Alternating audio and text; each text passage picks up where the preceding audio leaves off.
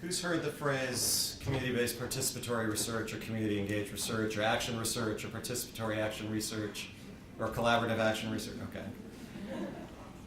Who has done that type of work? Anybody here? Who's done it for more than 15 years? All right, then you guys should be doing the presentation. It's actually good. It's heartening that you all have some familiarity with this topic of community-engaged research. Hopefully this is not going to be a lot of new information, but will hopefully be helpful in terms of framing, like I say, here's some key considerations for how we would think about doing community-engaged research in the context of a lot of the home visiting studies that we're doing. This is intended, again, to be a very high-level overview. I've tried to highlight a few places where community-engaged research might be appropriate throughout the research trajectory. By no means are we drilling deep. I think Karen and Bob, their presentations will be giving some examples. I've done a couple case examples here as well, but I would encourage during the Q&A afterwards if there are specific questions about, well, how would we apply some of these principles or considerations to actual research studies, we can certainly talk about that at that time. So probably the best place to start is with definitions. What is community-engaged research? Research that involves community stakeholders in the research process. And then the next question is, well, what's a community stakeholder? Or who is a community stakeholder? And there's a really nice article by Tom Concannon that was published in the Journal of General Internal Medicine in 2010. And the definition that he provides is an individual or group who's responsible for or affected by health and healthcare-related decisions that can be informed by research evidence. And I'm going to go back to the Concannon article in a couple slides because he also provides a really nice taxonomy for who these stakeholders are. So there is a spectrum of engagement. So again, you all are familiar with community-engaged research, and you know that there is a continuum of what is meant by community-engaged research, which ranges from simply giving feedback to stakeholders, which I wouldn't really consider to be community-engaged research. It's sort of the least engaged one could be, to active, ongoing collaboration with researchers and other stakeholders, which would be the most engaged. And that most engaged version is what you often hear referred to as community-based participatory research. So that's text. This is visual, which I think is helpful in terms of visualizing what this continuum looks like. So again, if you look at the far left, that's the least engaged. We're keeping you informed about the work that we're doing. So thinking about, John was mentioning, well, we often say we're doing community-engaged research. I would argue that, this idea, we're going to keep you informed, even though you see it on the continuum, that's probably not where we want to be in terms of, doing community-engaged research, because all we're doing is really telling our community stakeholders, this is what we're doing. Sure, we're having, some discussion with them, but it's really not a bi-directional and valuing their input, valuing their expertise. So if you move this way on the continuum, you get to consult, involve, collaborate, empower. Empower is really at the other end of the continuum. We will implement what you decide. So that's basically giving all of the control over to community stakeholders. And I think that can be challenging as well. So, I think what you're hopefully able to see is that involve and collaborate are bolded. That's really where I'd like to think that we should be in terms of community-engaged research. We'll ensure that your input, your being community stakeholders' input, is considered among the choices that we implement, and we'll work together to decide and ensure everyone's views are incorporated as much as possible. So, again, I think that this visual can be helpful in terms of, showing, the array of community-engaged approaches, but, what I would encourage us to think about is, really, gravitating towards the involve and collaborate phases. So even if you're not undertaking the most intensive form of engagement, I think that there are several key considerations to facilitate effective and meaningful stakeholder engagement. Who are the stakeholders that you need to engage? When during a research project can these stakeholders be engaged, and what are some of the processes for facilitating stakeholder engagement? So I'm going to touch on each of these briefly in the next few minutes. So going back to the Concanon article that I mentioned, he provides this taxonomy for the different types of stakeholders that could be engaged. And he has this really, I find it catchy, 7 Ps in terms of the 7 stakeholders: patients, providers, purchasers, payers, policymakers, product makers, and finally, principal investigators and other researchers, right? So, if you see articles on community engaged research, you might see people talk about stakeholders in different ways, with different categories. This is by no means the only way of categorizing or classifying, but I find it useful. And what I've also tried to do here is to give some examples of, well, what would these stakeholders be in the context of home visiting research? So, Concanon refers to patients. Well, for home visiting research, patients would be current, former home visiting families that we could engage as research partners. Providers, these would be home visitors, home visiting supervisors, home visiting managers. Purchasers might be the city, state, federal, and private sources of funding for home visiting services. Payers, so it might be relevant for us on certain projects to be collaborating with payers, and Medicaid would be one of those payers who might be doing reimbursement for depression screening or reimbursement for developmental screening. Policymakers, these would be folks like the Maternal and Child Health Bureau, advocacy organizations. Product makers, probably a little bit different in the context of home visiting research. My read would be that model developers, folks who are developing, different assessments. I think about, like the Piccolo, that would be, a type of assessment that would be relevant, in the context of home visiting research. And then finally, principal investigators and other researchers, pretty self-explanatory. So I think this is useful in terms of thinking about, well, all right, if we're doing community engaged research, I find that oftentimes we are gravitating towards the top 2 rows, right? In some ways because they're the easiest stakeholders to find, right? We know where families are. We know where the home visiting supervisors and managers are. But the important point here is that these other stakeholders, the purchasers, the payers, the policymakers, they all have perspectives, have insights that can be valuable as we are designing, implementing, disseminating research that we're doing with home visiting. So a case example, and this is some work that we're currently in the midst of right now. We have a 3-year study that's funded by CORI, Patient-Centered Outcomes Research Institute. And this is a comparative effectiveness study that is taking a look at an intervention that we have been working with for a few years called Mothers and Babies. It is focused on prevention of postpartum depression. And our earlier work was using clinicians as our interventionists, as our facilitators for this intervention. And for this comparative effectiveness study, we're actually doing a non-inferiority trial where we're comparing home visitors as facilitators compared to clinicians as facilitators. We also have a control group as well. The details of the research study are less important for this talk. What I want to highlight here is the CORI has an emphasis on patient and stakeholder engagement and actually require you to have a pretty robust engagement plan on every application. So for our study, we actually have 3 different groups or 3 different levels of stakeholders that we have been engaging with throughout the project.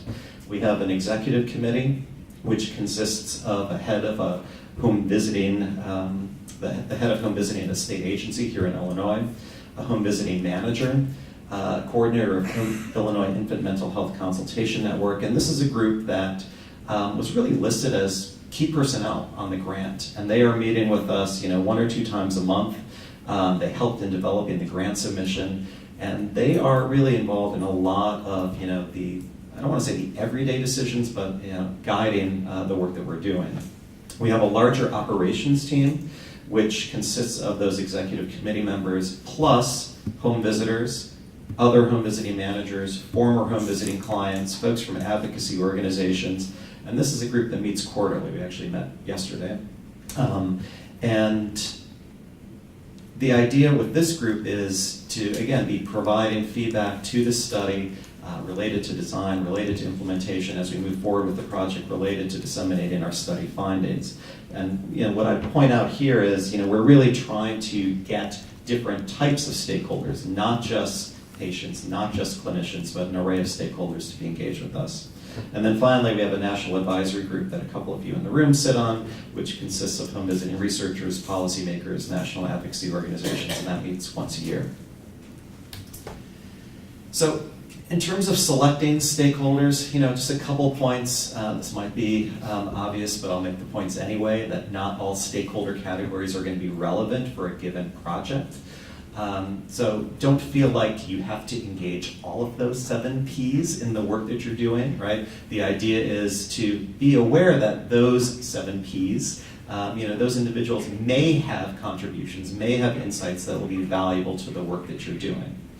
For home visiting research, patients, providers are likely collaborators. Again, my point is, I think that those are sort of our natural collaborators, but I would encourage us again to really think about going beyond, those types of stakeholders and benefiting from the insights that those other stakeholders can provide.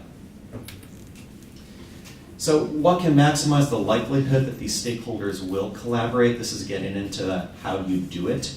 And these are things, when I give talks on community engaged research, I say, this seems like it is pretty straightforward and not rocket science. And you know what? It is pretty straightforward. But you would be surprised, particularly for folks who haven't really done community engaged research, these are really important points. So, this is a pretty well-educated group from your show of hands about what community engaged research is. But, thinking about sharing these slides or these insights with other researchers that are hoping to do community engaged research, I think that these points will be relevant for them in terms of thinking about, well, how would I go out and engage and find stakeholders?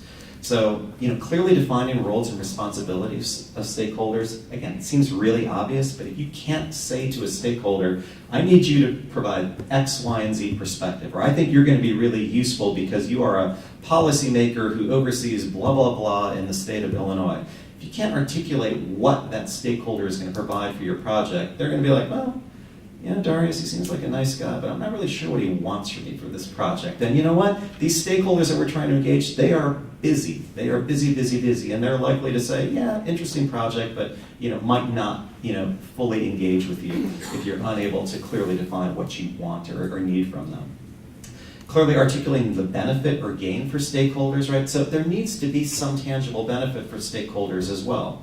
And I've given a couple examples of ways in which we could think about benefits to different stakeholder groups. So for patients, we might be developing interventions to augment core home visiting services. That might be something that would be of interest to different patients or home visiting clients. For providers, we might be determining more efficient ways to deliver interventions or measure program effectiveness. So these might be reasons that different stakeholders will want to engage with us on a research study. And then finally, developing sound bites or materials that can be used to recruit these stakeholders. And these should be linked to project goals, the roles, responsibilities, and what stakeholders will gain. Again, sounds really rudimentary, but actually really, really important in terms of being able to give a very sort of crisp, concise soundbite on, well, what is this project all about, and what are we asking you to do, and what your roles and responsibilities will be. So, when during a research project can stakeholders be engaged? I've sort of divided the research trajectory into 3 phases: project development / shaping the purpose and scope of a project, project implementation, and then finally interpretation and application of research outcomes. And I have a slide on each of those, and I've just tried to highlight a couple examples of ways in which stakeholders might be relevant to home visiting research during each of these phases. So during project development, first example, our stakeholders might help provide enhanced understanding of health issues. So we may have, as researchers, an understanding of a particular health issue or health topic. In the case of a lot of the work that we do, postpartum depression. But families and home visitors are going to have lived experiences that can help researchers understand the health issue under investigation. So I am somebody who is never going to understand, what it would be like to be experiencing postpartum depression. But some of the families that we have collaborated with over the last several years have shared a lot of insights on what that means. I will never be, well, I guess I could eventually be, a home visitor who would be working with clients around the issues of postpartum depression. But again, we have home visitors that we can collaborate with who have actively engaged with clients on these topics, who can share insights on, well, how would we develop an intervention that would be meeting the needs of these families? Ensuring patient-centeredness and utility of study outcomes.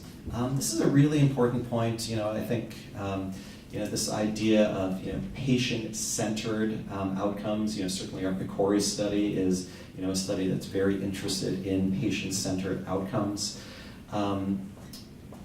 A lot of times we as researchers may believe that we have the answers or the right outcomes that are going to be most important for our stakeholders.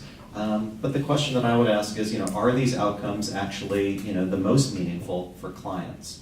So, to take an example from our depression work, we are measuring depressive symptoms with most of our research studies, an important outcome.